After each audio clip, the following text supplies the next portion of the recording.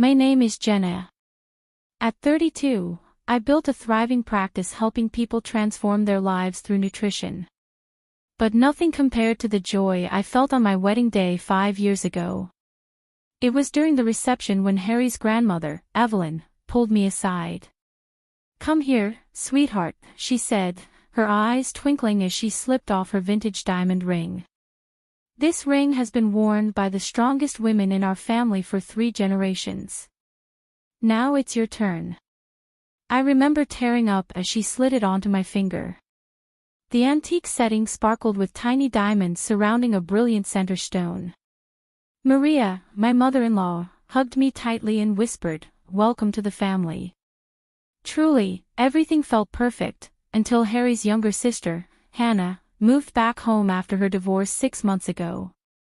At the first Sunday dinner after Hannah's return, I caught her staring at my ring. "That ring is absolutely gorgeous," she gushed, grabbing my hand across the dinner table. "Grandmother had such amazing taste." "Indeed, she did," Maria smiled. "And Jenna takes such good care of it." But something felt off. Every Sunday dinner became an endless stream of Hannah's comments about the ring. "Remember when grandmother used to let me try it on?" she'd muse. Or, "Grandmother always said I had the same delicate fingers as hers." Then came the stories. "Oh, Jenna, did I ever tell you about how grandmother promised me her jewelry collection before she passed?" she would say, her voice dripping with sweetness. She had such a special bond with her only granddaughter. Last Sunday, I was helping Maria in the kitchen when I glimpsed Hannah through the doorway. She was holding my hand up to the light, supposedly admiring the ring again, but I noticed her phone in her other hand, snapping photos. Later, Maria commented with concern.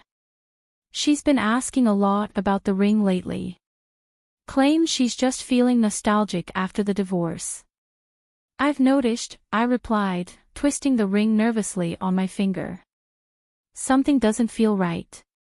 Harry dismissed my worries. "Babe, she's just going through a rough time. You know how sentimental she gets about family stuff." But I couldn't shake the uneasy feeling, the way Hannah's eyes followed my every movement, the way she managed to bring up the ring in every conversation, and the secret photos. It all felt calculated, like she was planning something. I just never imagined how far she'd go to get what she wanted. It all came to a head during what was supposed to be a typical Thursday evening family dinner at my in-laws. Hannah cleared her throat, tapping her wine glass with a spoon. My stomach dropped at the sight of that familiar manipulative smile. "Everyone, I have something important to share," she announced, pulling out her iPad. I froze as grainy footage played, showing grandmother Evelyn in her hospital bed. My heart raced as I recognized her final days. The video had clearly been edited, the jump cuts were obvious, but Hannah's masterful manipulation had everyone entranced. "My dearest Hannah," Evelyn's weak voice crackled through the speakers. "I want you to." Jump cut, "My ring." Jump cut, "It belongs to you." Maria gasped, her fork clattering against her plate. "Oh my, I had no idea Mother made such a promise." "That video is edited." I protested, my hands shaking. "This isn't what happened." "Are you calling my sister a liar?" Harry snapped, making me flinch. I had never heard that tone from him before. "Harry, honey, please," Hannah dabbed at her eyes with a napkin. "I didn't want to do this publicly, but I've been having such a hard time since my divorce. Seeing that ring on someone else's hand, when grandmother explicitly wanted me to have it, it's just too painful." Maria reached across the table, patting Hannah's hand. "Jenna, dear, perhaps you should do the right thing. Family harmony is so important." "It's just temporary," Harry added softly, not meeting my eyes. "Until we figure out." Before I could respond, the doorbell rang, making everyone jump. Maria's friend Rebecca had arrived early for their book club meeting. She stood frozen in the doorway, sensing the tension. Hannah's voice turned sharp. "Give me the ring," she demanded, her mask slipping. "I'm the real granddaughter here. You're just some outsider who married in." My fingers went numb as 6 pairs of eyes bored into me. Even Harry, my supposed partner, sat silent as his sister attacked me. With trembling hands, I tried to remove the ring, but it stuck, almost as if in protest. "Here, let me help," Hannah snapped, grabbing my hand roughly and yanking the ring free. I watched in horror as she immediately slipped it onto her own finger, admiring how it caught the light. "Perfect fit," she smirked. "Just like grandmother always said." Rebecca cleared her throat from the doorway. "Hannah, isn't that the same trick you pulled with Caroline's earrings in college?"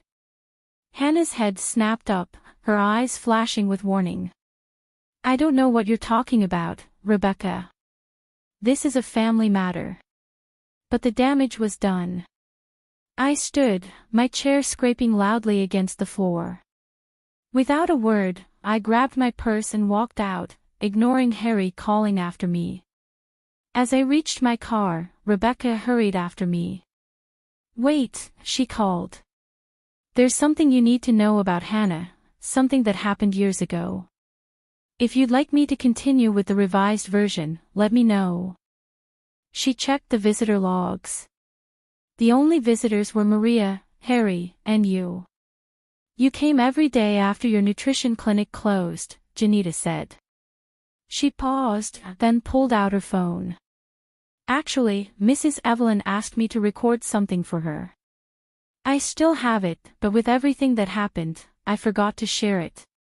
The video showed grandmother, weak but clear-minded, speaking directly to the camera. "Maria, make sure Jenna keeps the ring. Hannah's been calling, demanding all my jewelry, but that ring belongs to Jenna. She has the pure heart this family needs." My hands trembled as I forwarded the video to Maria.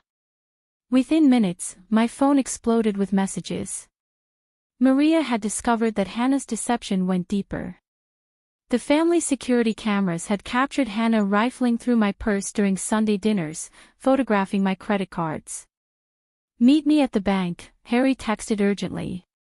"You need to see this." At the bank, Harry looked devastated. "Hannah's been forging checks from our joint account. She has massive gambling debts, loans against her house," his voice cracked. "She pawned Mom's pearl necklace months ago." While Harry dealt with the bank, I drove past Hannah's house. Through the window, I saw her gesturing angrily on the phone. The ring on her finger sparkled, but something seemed off in the way it caught the light. Then Rebecca called. "I just left the jewelry store where Hannah's been hanging out. The owner confirmed she sold him a diamond ring matching your description 3 days ago. What she's wearing now is a cheap replica."